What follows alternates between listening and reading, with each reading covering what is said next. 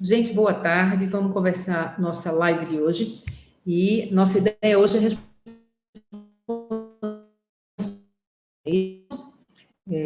Sejam todos bem-vindos. Aqui mais uma vez conversando um pouquinho. E nesse momento difícil que estamos atravessando, de ajustes, de readaptação, a gente tem focado um pouquinho na questão da criança, da volta às aulas, de como isso vai estar acontecendo. Semana passada tivemos uma live muito boa, né, com a doutora Tamini Rata, pediatra, a doutora Alessandra, infectologista, Alessandra Costa, e elas duas fizeram uma avaliação muito boa da situação da criança no momento de volta às aulas. Muitas perguntas surgiram e a gente se propôs hoje a focar um pouquinho mais nessas respostas mesmo, de vocês, das mães, das famílias. Tem algumas perguntas mais genéricas que eu vou procurar responder de acordo com o que a literatura mostra e tudo, mas que não são tanto da nossa área da cardiologia, e outras um pouquinho mais específicas, certo? Então, como são muitas perguntas, vamos logo ao começo disso tudo, né? Então, a gente tem, nas nossas perguntas de hoje, crianças que convivem com idosos devem voltar a aulas presenciais? Na sua primeira pergunta. É uma resposta difícil, gente. A gente sabe que a vacina está chegando, se Deus quiser, em breve os idosos estarão vacinados. A gente sabe que a transmissão pela criança é pequena, mas é uma das coisas que a gente pede que cada um considere e julgue dentro daquilo que a situação da família realmente tem, né? Dependendo da situação do idoso, da gravidade dessas pessoas, se tem comorbidades, como a gente chama, pressão alta e tudo. Então, se é idoso e ainda apresenta aquelas comorbidades e tudo, e vão ter situações, se é uma criança pequenininha, né, que não respeita, porque, por exemplo, o adulto que convive com o idoso, muitos deles já voltaram a atividades. Agora, essa pessoa chega, ela troca de roupa, ela vai tomar um banho antes de chegar em casa, todos aqueles cuidados que a gente conhece, e não vai chegar e dar um abraço e um beijo no idoso, né? Aquela pessoa sabe que ela vai evitar, vai manter uma certa distância, então ela está dentro de casa, mas ela mantém a distância.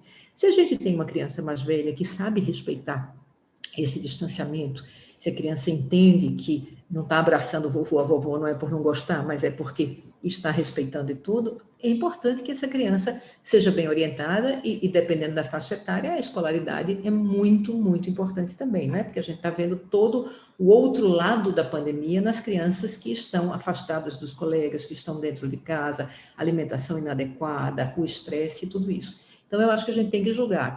Aquela família também que tem uma criança muito pequenininha, que nem só a escolaridade é tão afetada, mas que também é aquela criança que talvez vai chegar em casa, pular no colo da vovó ou do vovô e dar abraço apertado e dar beijo e tudo, essa é uma criança que a gente vai ter mais dificuldade de trabalhar com ela, e aí tem que se pensar realmente, inclusive não só em casa, mas até na escola, né, de como ela vai conviver com os coleguinhas. Então, não existe uma resposta absoluta, mas acho que a gente tem que considerar esses pontos diante das crianças, né? O distanciamento, né? O lanche é na sala de aula, a professora tem distanciamento, mas com ar-condicionado, está aqui até errado. O ar-condicionado, a gente sabe que é uma coisa que não vem sendo muito orientado, porque há uma recirculação do ar, né? Então, o que se pede muito é que as janelas sejam abertas, que haja uma aeração adequada, mas que se evite a parte do ar-condicionado. Essas são normas gerais que nós sabemos, e aí entrar em contato com o colégio, para saber exatamente o porquê do uso do ar-condicionado. Na maioria das vezes, a gente sabe que ele não vem sendo indicado. Vamos ligar para Marcos, deixa eu estou na live, está discando aqui.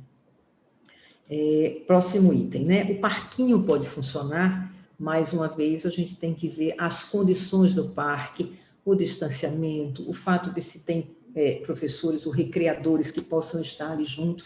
Lembrar que nada é completamente proibido, nem completamente liberado, porque a mesma coisa funciona diferente de uma escola para outra, das estruturas. Então, é importante para os pais entrar em contato com as escolas, entrar em contato com os professores, entender como aquilo ali está sendo feito. Nós fizemos uma apresentação aqui com uma das coordenadoras do CFC, algum tempo atrás, nem foi agora, e ela mostrou como o colégio estava pronto para isso, né? Como estava sendo feita toda a dinâmica do colégio para poder dar essa segurança e fazer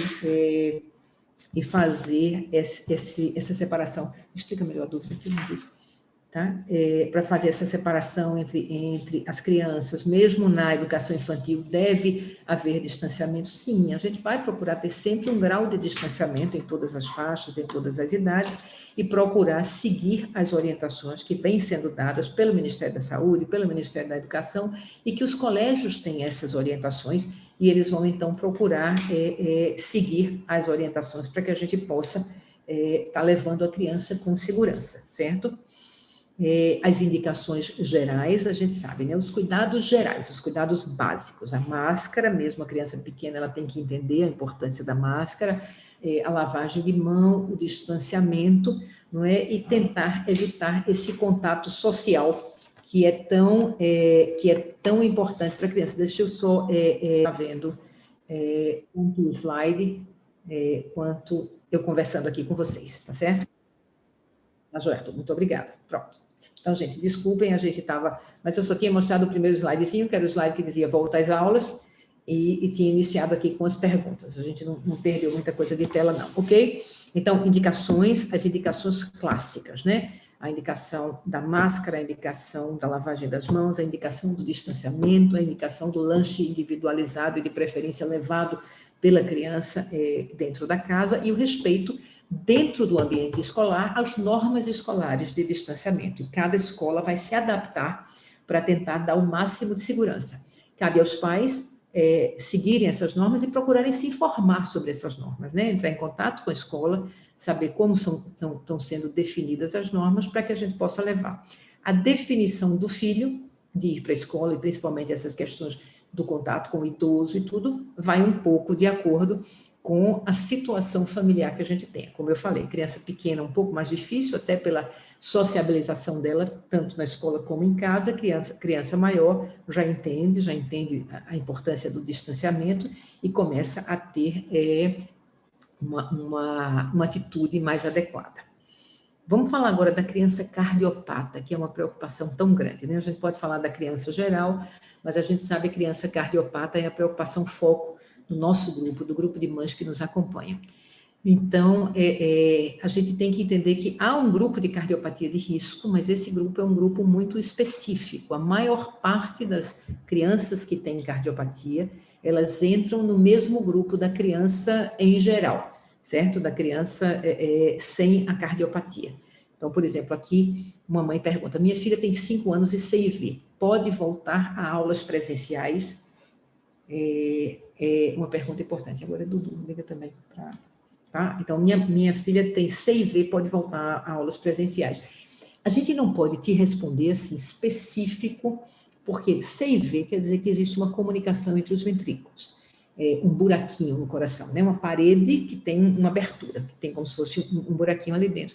Então, veja bem, a CIV ela pode ser desde uma coisinha mínima até uma coisa muito grande, né? Tem CIVs que o bebê nasce, cresce, aquilo vai crescendo internamente, e a parede, e ela fecha sozinha, a criança nunca faz tratamento, a criança não precisa de cirurgia, é uma CIV pequena. Tem CIVs médias, que a gente usa medicações e com isso espera, e depois aquela CIV vai fechando. Tem CIVs grandes, que mesmo com medicação a gente não consegue controlar bem o quadro da criança e que precisa de uma cirurgia cardíaca. Então, se a gente pergunta CIV de uma maneira geral, vai depender de outros critérios. Eu posso ter uma criança com uma CIV pequena, que não está tomando remédio, que é clinicamente estável, que está bem, e essa criança é igual a qualquer outra criança e tem condições, sim, de voltar à aula presencial. E eu posso ter uma CIV ou outra doença cardíaca com outro nome, mas onde a criança fica muito cansada, toma muita medicação, cansa quando faz esforço, na pequenininha não alimenta bem, não cresce, não ganha peso, é muito magrinha. Então, esse tipo de criança tem a doença cardíaca com repercussão. E essas que têm repercussão importante são aquelas que a gente vai ser mais cuidadoso com a volta às aulas, certo? Então, isso já vale, inclusive, para a próxima pergunta. Cardiopatia no ventrículo esquerdo, bem leve, aos 6 anos de idade, é grupo de risco. Existem várias cardiopatias, né, que afetam o ventrículo esquerdo, mas o dado mais importante que você, mamãe, colocou aí na sua frase foi bem leve. Então, bem leve quer dizer que é uma criança que não está tomando medicação, que está vivendo com isso normal, pode ser um estreitamentozinho, alguma outra coisa pequena. Então, não é grupo de risco, é um grupo igual a qualquer criança em qualquer outra faixa etária. Aí já chega aqui e diz assim, eu tenho uma filha que tem atresia pulmonar, hipoplasia do lado direito do coração, e estou receosa de mandar para a escola. Aí veja bem, quando eu tenho atresia pulmonar, quer dizer que o vaso, a artéria pulmonar que leva sangue para o pulmão, ele nasceu fechadinho. Atresia em medicina quer dizer fechado. Hipoplasia quer dizer que está pequenininho, que não cresceu. Então ela tem a válvula pulmonar fechada e as câmaras direitas do coração não se desenvolveram. Naturalmente, a passagem de sangue para o pulmão dessa criança é diminuída. Sua filha deve ter feito alguma cirurgia, uma ou até mais. A primeira cirurgia que a gente faz geralmente chama-se shunt, é um tubinho que a gente coloca para aumentar o fluxo de sangue para o pulmão, e aí existem outras, então tem criança que faz uma cirurgia, 2 até 3 na vida, para tentar organizar essa circulação para ela ficar normal. E muitas vezes, principalmente ao longo da vida, essa criança tende a ser mais roxinha, porque mesmo fazendo a cirurgia ainda não passa sangue o suficiente, não como se fosse um coração 100% normal. Esse é um grupo de maior risco, um grupo de crianças que tem ainda cianose. E naquele examezinho, né, que a gente chama saturação de oxigênio, né, teste do coraçãozinho que se faz, principalmente aquelas que a saturação de oxigênio geralmente está em 90 ou abaixo, são consideradas grupo de risco. Nas pessoas normais, a saturação de oxigênio deve ser acima de 95%. Quando a gente bota aquele aparelhinho, a gente deve saturar acima, 98, 97 e vai por aí. Então, aqueles que saturam perto de 90 ou abaixo são grupo de risco, e esse talvez ainda não seja o momento ideal e a gente possa aguardar um pouco mais um controle melhor dessa situação. Próxima pergunta, crianças com síndrome de Down. Crianças com síndrome de Down têm maior risco? Sim, as crianças com síndrome de Down, elas têm uma imunidade um pouco mais baixa, né? Então, elas têm um pouco mais de facilidade de desenvolver infecções. E quando a criança tem síndrome de Down, é doença cardíaca. E algumas crianças com síndrome de Down têm doença cardíaca grave associada. Essa associação entre a síndrome de Down, que mexe um pouco com a imunidade, ou seja, ele deixa um pouco mais vulnerável à infecção, com a doença cardíaca, que dependendo da forma pode ser uma doença mais grave, pode transformar a criança num grupo de risco, e que a gente deva segurar também um pouquinho mais e analisar a situação. Claro que tem crianças com Down que já têm uma certa idade, que não vivem tendo infecção, que tem lesões pequenas e tudo, e é por isso que eu digo que numa conversa como essas, a gente dá informações gerais, mas é muito interessante que essas informações sejam checadas com o seu médico, ou fazendo uma teleconsulta, onde você pode sentar com um colega cardiologista e mostrar os exames e discutir a história clínica, e o colega vai dizer, não, aqui eu estou tranquilo que seu filho está dentro do grupo de risco normal e pode ir para a escola. Eu acho que, nesse momento, a teleconsulta é muito útil. Não é que a pessoa vai estar examinando o paciente, mas se seu filho tem doença cardíaca, você faz um acompanhamento regular, você tem exames recentes, tem exame de eco, tem exame de eletro, ou pelo menos dentro de 6 meses ou de 1 ano, você marca uma teleconsulta, você mostra para o colega, para o cardiologista, ele te dá uma orientação. E aí você volta, leva seu filho para a escola com mais tranquilidade, com mais segurança, certo? Dentro disso. Vamos ver algum outro aqui. Minha sobrinha é cardiopata, que coisa boa. A pacientezinha, a doutora Tamin teve aqui, né? Teve aqui na outra semana. Eu não vou me lembrar agora, mas acho que eu lembro de Cecília, sim. E ela não só tem a cardiopatia, mas ela também tem a questão pulmonar, ela tem a questão da asma. Então, assim, são duas coisas associadas. Mais uma vez, como eu disse, vai depender um pouquinho da doença cardíaca de base, mas você tendo uma doença cardíaca de base associada a outros problemas, aí leva em consideração a idade da criança e tudo isso, às vezes é um momento ainda de observar um pouco e sentir, talvez, essas primeiras semanas, e sentir como tudo isso vai indo, e ver realmente, porque uma criança de 2 anos ou de 3 anos, que está ainda na alfabetização e tudo, o impacto dessa criança ficar em casa por mais 1 mês ou por 2 meses é muito menor do que uma criança de 8 anos, de 9 anos, que já perdeu praticamente 1 ano inteiro de convívio social, de contato com os professores. Então, tudo isso tem que ser levado em consideração, e o impacto da pandemia sobre as crianças de não estarem interagindo. A gente sabe que o estudo online não teve o mesmo impacto que o estudo presencial tem. Então, acho que na criança mais velha a gente fica realmente mais preocupado que ele volte às aulas. Esse aqui é um rapaz, ó, meu filho está voltando à universidade. Eu sei demais quem é esse rapaz aqui, né? Hoje ele está sendo visto por doutora Catarina e ele tem a pressão alta por conta de uma doença de base que foi corrigida na infância, graças a Deus, mas tem o efeito da pressão alta. A gente se preocupou muito com essa coisa da hipertensão, sexo masculino, idade avançada, tudo isso a gente sabe que no começo foi uma preocupação muito grande com o Covid. Não tem sido o que nós vemos na idade de 18 anos, 20 anos, né? Então, nessa idade, a gente não tem visto os efeitos que a gente vê nos idosos, hipertensos e obesos e com outras comorbidades. Claro que na idade de Danilo, é alguém que tem total consciência do cuidado, né, e do afastamento, do distanciamento social, do uso da máscara, da lavagem de mão e tudo, mas em princípios, ele estando bem da cirurgia, ele estando bem do reparo da coartação e tudo isso, ele entra no grupo de risco mais baixo e ele entra no grupo de risco mais baixo, no grupo de risco normal. Não é um grupo de risco aumentado para o retorno às aulas. Mas aí é interessante, e você que é paciente de Catarina pode fazer, inclusive, uma teleconsulta com ela e ter uma orientação melhor, especificamente sobre essa situação, né, de Danilo. Vamos ao próximo. Meu filho tem insuficiência tricúspide moderada, sem medicamentos e sem sintomas. Então, você, de certa forma, está respondendo um pouco. Insuficiência tricúspide quer dizer que a válvula tricúspide, que fica entre o átrio e o ventrículo direitos, lado direito do coração, ela abre, e quando ela fecha, ela não encosta completamente, então vaza um pouquinho de sangue. Quer dizer, vazar quer dizer voltar do ventrículo para o átrio. O sangue desce do átrio para o ventrículo para ir para a artéria pulmonar. O caminho é para ser esse.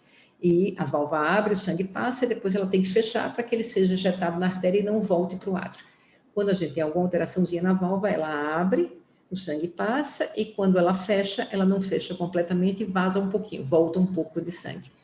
Mas é uma criança que não tem sintoma, que não toma medicação. Então, ele não tem insuficiência cardíaca, ele não tem cianose importante, ele entra para o grupo de risco das crianças gerais, das crianças sem problema cardíaco, certo? Então, não é grupo de risco extra, ele é igual a qualquer outra criança.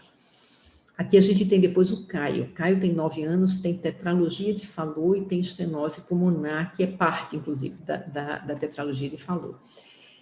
Quais os riscos dele desenvolver a forma grave do Covid? Deixa eu te dizer, nós não sabemos exatamente por que algumas crianças desenvolvem a forma grave do Covid. Até hoje, isso não foi documentado. Então, a gente não tem nenhum dado que diga que porque você tem uma doença cardíaca, o seu Covid será mais grave do que outro paciente e tudo. O que a gente sabe, claro, é que se você tem uma doença cardíaca e já tem uma certa gravidade, é melhor não arriscar uma segunda doença em cima quando você tem uma doença de base que já afeta seu coração e seus pulmões, certo? Mas, assim, isso é o que a gente faz com o cuidado de evitar mais um problema para aquela criança. Mas não existe uma linha direta que diz, tem tal cardiopatia, vai ter doença grave. Isso não existe até hoje. Na verdade, nas crianças cardiopatas, assim como outras crianças, tudo que a gente vê é que, graças a Deus, a maioria das vezes a Covid-19, ela comete essas crianças de forma mais leve. Existe um grupo de crianças que tem essa doença de forma bem grave, que desenvolvem aquilo que a gente chama de síndrome inflamatória multissistêmica. Afeta coração, afeta rim, afeta tudo, e são crianças que podem realmente agravar bastante. Não existe ainda algo que nos diga quem são as crianças que vão desenvolver essa doença mais grave. Nós não sabemos, sabemos apenas que é um percentual muito pequeno da população, certo? Então, assim, tetralogia de Fallot, estenose pulmonar. Se a criança tem uma tetralogia de Fallot, mas que não vive ficando muito roxinha, que não vive ficando muito cansada, que é uma forma leve, ela provavelmente está no grupo geral.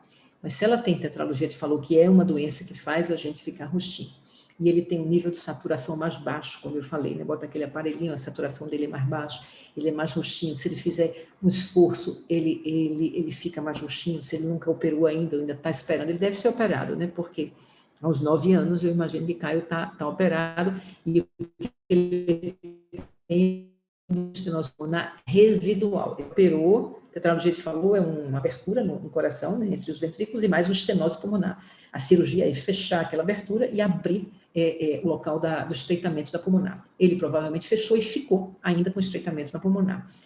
A não ser que esse estreitamento seja muito grave, ele entra no grupo de risco normal. Mas qualquer criança que já foi operada do coração e tudo, merece a conversa direto com o cardiologista sobre aquele caso específico. Eu acho que Caio é um que talvez você possa falar com não sei quem é o seu médico e tudo, mas discutir, mostrar os exames e analisar a situação pontual da volta às aulas, certo? Num pós-operatório de cirurgia cardíaca. Esses são os focos principais, gente. Resumindo, o que foi o que alguém pediu lá no início, que eu acho que é importante, a doença cardíaca que faz com que o seu filho seja mais cansado, tome medicações para não ficar muito cansado, tenha um pouco de dificuldade de ganhar peso, tem um pouco de dificuldade de caminhar, tem um pouco de dificuldade de fazer esforço, tem alguma arritmia cardíaca que aparece com mais frequência, essa criança, ela tem um risco maior e a gente está procurando segurar um pouquinho mais até se sentir mais seguro com toda a situação. A criança que fica mais roxinha, que quando faz esforço fica roxinha, que tem a crise de cianose, que quando faz a medida da saturação, a gente vê que é uma saturação mais baixa, que está na espera para uma cirurgia cardíaca de um porte maior, ou que operou, mas tem um coraçãozinho com uma doença mais complexa, que precisa ficar sendo acompanhado, essas crianças a gente procura ser um pouco mais cuidadoso do que elas são o grupo de risco, vamos dizer assim, o grupo de maior risco dentro das doenças cardíacas congênitas. Fora isso, a gente tem toda criança cardiopata com um risco semelhante às crianças de uma maneira geral, e a gente está no momento onde está se incentivando que as crianças comecem a retomar as suas atividades pela necessidade também de que a criança volte a ser estimulada, volte a socializar, para que a criança saia daquele momento só diante de uma tela e que comece a ter o retorno. Esse retorno deve ser gradual, claro, esse retorno vai ser analisado por cada família individualmente, né? As escolas estão oferecendo as duas situações. A gente está num momento agora de retomada e de avaliação, nós combinamos, inclusive, né, de rever essa volta às aulas, e aí na próxima semana a gente vai fazer uma live para olhar os números, o que aqui o governo está mostrando, como é que foi, houve aumento de casos, não houve aumento de casos, como é que está a parte pediátrica. Então, a gente vai tentar, durante a próxima semana, levantar todos esses dados para trazer para vocês aqui um retorno dessa volta às aulas e dizer para vocês, olha, primeira semana, ou as 2 primeiras semanas, né? Final da próxima semana, a gente está completando 15 dias. Então, assim, qual foi o percentual de crianças que voltou às aulas, né? Voltou 50%, mais de 50%, menos de 50%? Houve alguma situação difícil? E é muito interessante que vocês também deem um feedback para a gente, porque a gente precisa saber de como está sendo, o que é que vocês sentiram nessa volta às aulas, vocês se sentiram tranquilos, vocês tiveram contato com o colégio, ficaram ainda dúvidas, como é que vocês estão lidando com a criança cardiopata e com a criança de uma maneira geral, né? A gente precisa caminhar juntos e a gente precisa caminhar com segurança. A gente está nesse momento agora da vacina, que é extremamente importante, inclusive, assim, vocês sabem, a gente sempre pergunta, mas eu repito, a vacina abaixo de 18 anos ainda não está liberada, os testes estão sendo feitos, provavelmente será liberada daqui a algum tempo, se Deus quiser, em pouco tempo, e com certeza os cardiopatas serão um grupo que vão ter alguma prioridade, né? Porque toda doença crônica tende a ter um pouco mais de prioridade. Não temos isso ainda nesse momento e teremos sim para os cardiopatas adultos. Esse grupo de pacientes ele vai receber declarações específicas e tudo, e provavelmente é um grupo que vai sendo priorizado dentro disso. Mas para crianças ainda não, embora todo dia a gente tem dados novos, todo dia a gente tem novos resultados, e assim que esses resultados chegarem, a gente fala. Vi também alguns dados interessantes para a gestante, que saíram agora e foram publicados. Acho que na próxima semana a gente podia também discutir um pouquinho essa parte da gestante, para dar uma analisada e ver o que é que a gente sabe hoje com relação à transmissão da doença, os cuidados da gestante, cuidados com o feto, cuidados com o recém-nascido. Acho que era outro ponto bom da gente informar e seguir acompanhando de perto essa volta às aulas para a gente ver como tudo isso está acontecendo. Ok? Não sei se tem mais alguma pergunta aqui, deixa eu dar uma olhada. Algumas pessoas, mas graças a Deus todas somente passando mensagens carinhosas e nos passando aqui. mais nenhuma, acho que não temos nenhuma outra dúvida, né? O pessoal aqui passando somente junto. Isso. Perfeito. Acho que não. Acho que só dentro das mensagens. Então, gente, eu vou agradecer a vocês, tá bom? Fica aqui, vai ficar gravado, como sempre, para a gente dar uma olhadinha, né? Então, a questão no resumo, a gente sabe, eu vou, inclusive, colocar somente isso aqui, né?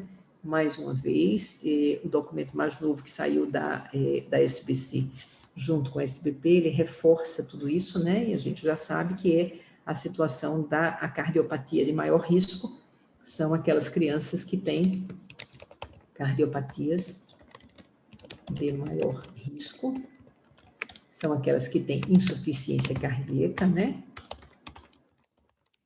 A gente já explicou que é a criança que cansa, que toma medicações, e as que têm cianose, aquelas que têm arritmias graves, que não estão controladas, esses seriam os grupos de maior risco, certo? O restante tem o mesmo risco de outras crianças, e aí o retorno às aulas vai ser considerado com base em tudo isso que a gente está vendo, dos cuidados, das escolas, de todo o trabalho que está sendo feito, ok? Daqui para amanhã ou depois a gente já divulga a próxima live, que eu acho que vai falar um pouquinho sobre a gestante. E aí a gente conversa um pouco e deve ter alguém também aqui da obstetrícia para conversar com a gente sobre isso, tá bom?